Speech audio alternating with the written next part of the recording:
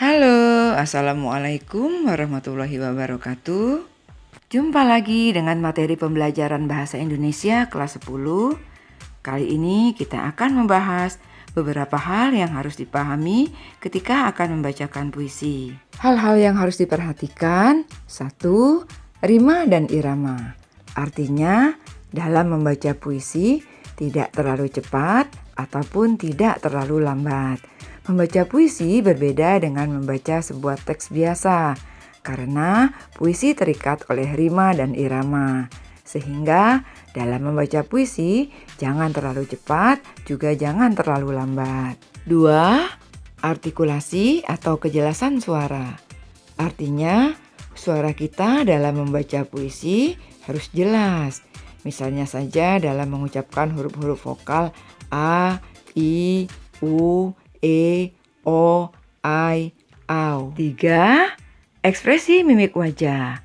Artinya, ekspresi wajah kita harus bisa disesuaikan dengan isi puisi. Ketika puisi yang kita bacakan adalah puisi sedih, maka ekspresi mimik wajah kita pun harus menggambarkan isi puisi sedih tersebut. 4. Mengatur pernapasan. Artinya, pernapasan harus diatur, jangan tergesa-gesa, sehingga tidak akan mengganggu ketika kita membaca puisi. 5. Penampilan. Penampilan artinya kepribadian atau sikap kita saat di panggung. Usahakan harus tenang, tidak gelisah, tidak gugup, berwibawa, dan meyakinkan atau tidak demam panggung. 6. Selain 5 hal tersebut, ada beberapa hal yang perlu diperhatikan. A.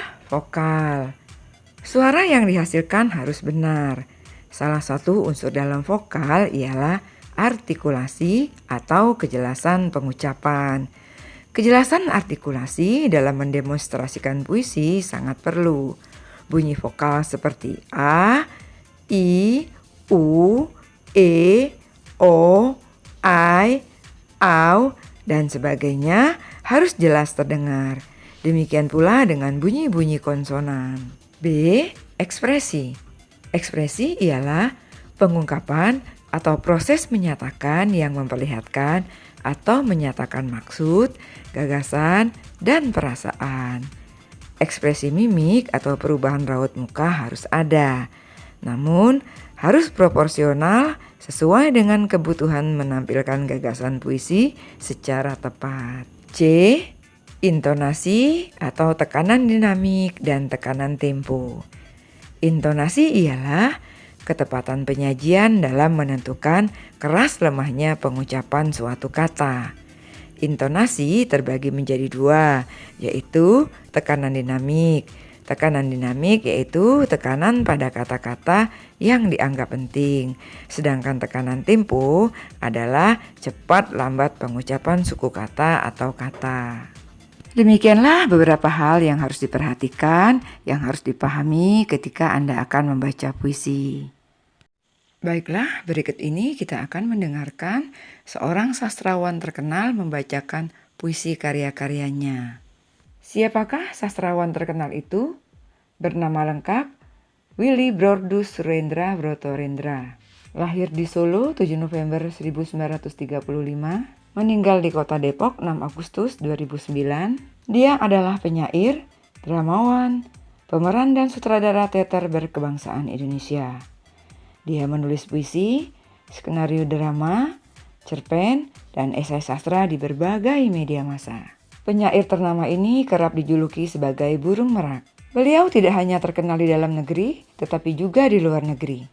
Banyak karyanya yang telah diterjemahkan ke dalam bahasa asing, di antaranya bahasa Inggris, Belanda, Jerman, Jepang, dan India. Dia juga aktif mengikuti festival-festival di luar negeri. Berikut ini mari kita dengarkan beliau membacakan puisi-puisinya. Mas Kumambang.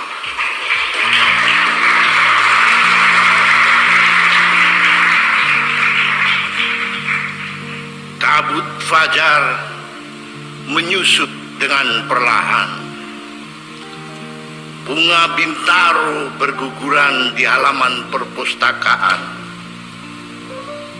Di tepi kolam di dekat rumpun keladi. Aku duduk di atas batu melelehkan air mata.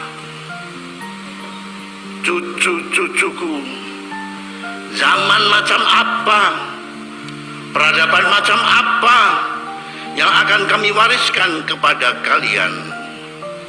Jiwaku menyanyikan lagu Mas Kumambang. Kami adalah angkatan pungah, besar pasak dari tiang.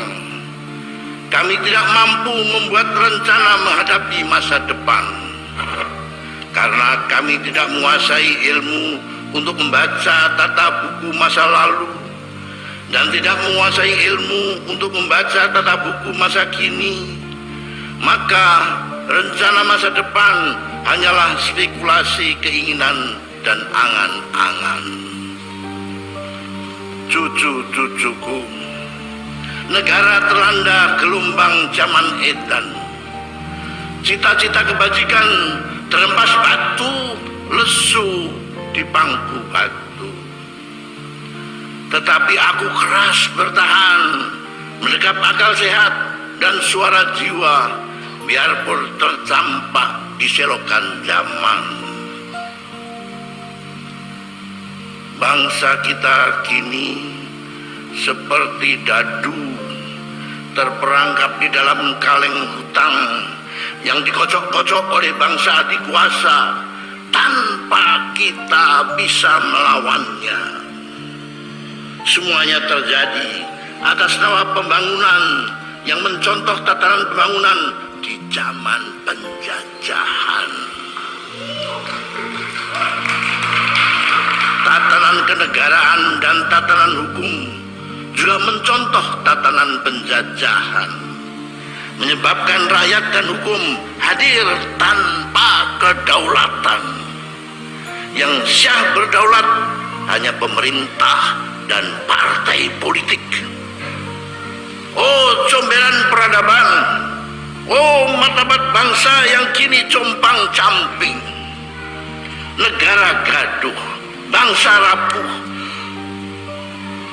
kekuasaan kekerasan merajalela, pasar dibakar, kampung dibakar, gubuk-gubuk gelandangan dibongkar tanpa ada gantinya. Semua atas nama tahayul pembangunan.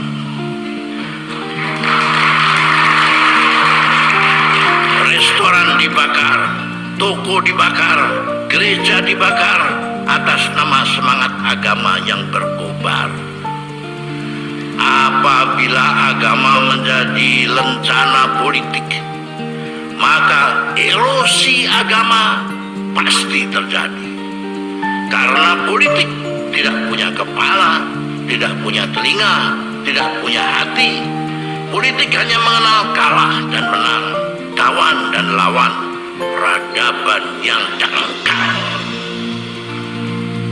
Meskipun hidup berbangsa perlu politik, tetapi politik tidak boleh menjamah kemerdekaan iman dan akal di dalam daulat manusia. Namun daulat manusia dalam kewajaran hidup bersama di dunia harus menjaga daulat hukum alam, daulat hukum masyarakat, dan daulat hukum akal sehat. Matahari yang melayap naik dari ufuk timur telah melampaui pohon jinjing.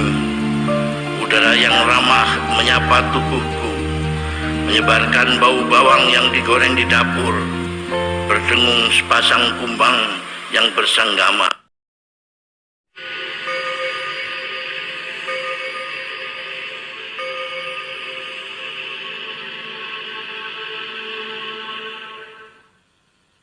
Sambil menyeberangi sepi, kupanggili namamu, wanitaku. Apakah kau tak mendengarku? Malam yang berkeluh kesah memeluk jiwaku yang payah, yang resah karena memberontak terhadap rumah, memberontak terhadap adat yang latah, dan akhirnya tergoda cakrawala. Sia-sia ku cari pancaran sinar matamu, ingin ku ingat lagi bau tubuhmu yang kini sudah ku lupa. Sia-sia, tak ada yang bisa ku jangkau, sempurnalah kesepian. Angin pemberontakan menyerang langit dan bumi, dan 12 ekor serigala muncul dari masa silam, merobek-robek hatiku yang celaka. Berulang kali ku panggil namamu, di manakah engkau wanitaku? Apakah engkau juga menjadi masa silamku? Ku panggili namamu, karena engkau rumah di lembah. Dan Tuhan adalah seniman tak terduga, yang selalu sebagai sedia kala hanya mempedulikan hal-hal yang besar saja. 1000 jari dari masa silam menuding kepadaku, tidak, aku tidak bisa kembali. Sambil terus memanggil namamu, amarah pemberontakanku yang suci bangkit dengan perkasa malam ini dan menghamburkan diri ke cakrawala yang sebagai gadis telanjang membukakan diri padaku penuh dan perawan. Keheningan sesudah itu sebagai telaga besar